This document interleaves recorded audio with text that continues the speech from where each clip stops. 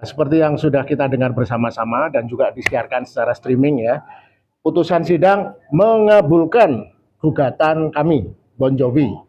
Ya, memang disebutkan mengabulkan dengan sebagian ya, tetapi yang inti utama dikabulkan. Jadi nanti kami akan mendapatkan ijazah salinan yang tidak disensor ya. Tapi kan ini presidennya sudah ada, gugatan sebelumnya oleh saudara Bunatua juga sudah disahkan.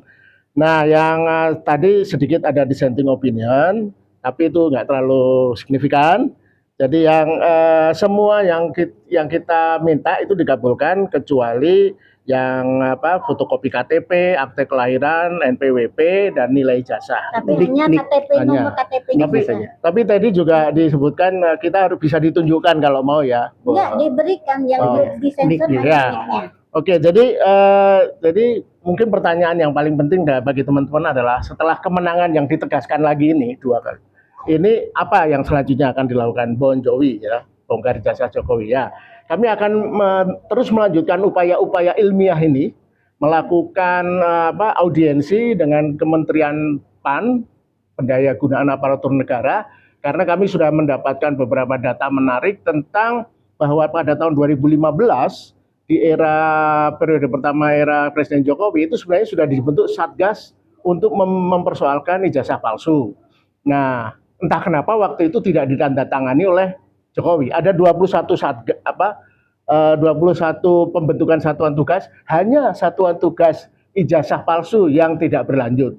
Nah, ini menarik. Ini jadi rangkaian ceritanya sekarang seperti ibarat puzzle, satu persatu mulai terangkai dan ibarat kalau kita melakukan penyelidikan misteri itu batu sudah diungkap, sudah ketemu udah data-datanya. Untuk catatan KPU sudah kita ingat pada Agustus 2025 KPU mengeluarkan SK keputusan KPU nomor 731 di mana saat itu ditegaskan ada 16 dokumen yang dianggap dikecualikan atau tertutup.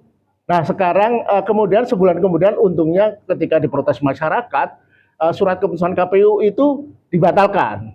Nah, poinnya apa? Lesson learn-nya. Jadi memang sepertinya KPU ini sejak awal memang ada niat ingin melindungi. Nah, melalui gugatan ini akhirnya terungkap. Gugatan kami dikabulkan dan jadi itu ya. Jadi kita akan melanjutkan untuk beraudiensi dengan Kementerian Pendayagunaan Negara, kemudian juga audiensi dengan ANRI jika diperlukan karena setiap pejabat yang sudah terpilih, dokumen-dokumennya harus disimpan di Arsip Nasional. Nah, kita ingin memastikan apakah ANRI melakukan kewajiban itu, tugas itu, dan apakah pihak-pihak pemohon juga melakukan proses itu. Saya kira itu aja dari saya. Monggo catatan satu sedikit lagi. Jadi ini sidang KPU yang ke-6 ya keputusan ini. Jadi lesson learn yang kita dapatkan dari sidang terakhir ini, selain kita menang tentu kita juga menunjukkan ke publik bahwa PPID KPU baik di pusat, Jakarta dan Surakarta itu memang tidak terlalu kooperatif ya. Satu, sering inkonsisten dan sering tidak ada koordinasi antara KPU Pusat, Jakarta, dan Solo. Buktinya hari ini KPU Solo entah kenapa tidak menghadiri putusan sidang. Dan KPU Solo juga masih punya hutang yang belum dibayar. Memberikan salinan ijazah yang disampaikan Jokowi pada saat pemilihan wali kota. Nah, semoga ini lesson learn yang bagus bagi kita untuk melanjutkan sidang-sidang berikutnya. Kami masih punya sidang gugatan untuk UGM yang kemungkinan minggu depan, kemudian Polda baru akan dimulai juga mungkin minggu depan. Jadi Polda ini akan waktu panjang, mungkin sampai April atau Mei. Silakan kalau Mbak.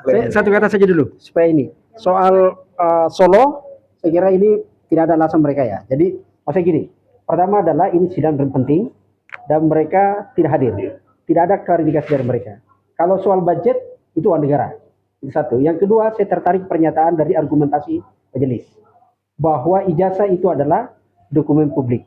Kita ambil dari argumentasinya. Artinya, kalau teman-teman nanti kepingin ijazahnya Prabowo, kepingin ijazahnya Gibran, tidak ada alasan untuk ditutup mereka. Ijazah pejabat publik. Oke, saya tambahkan ya, dalam arti hari ini tanggal 13 Februari 2026, ini sebenarnya pengajuan untuk permohonan ini adalah tanggal 3. tanggal 14 Oktober 2025.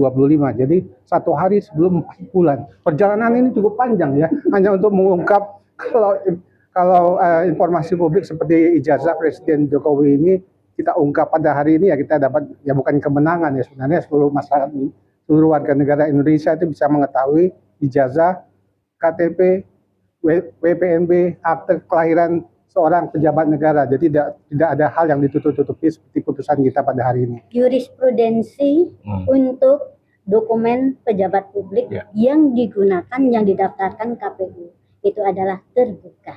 Ya, jadi momen sejarahnya begini ya.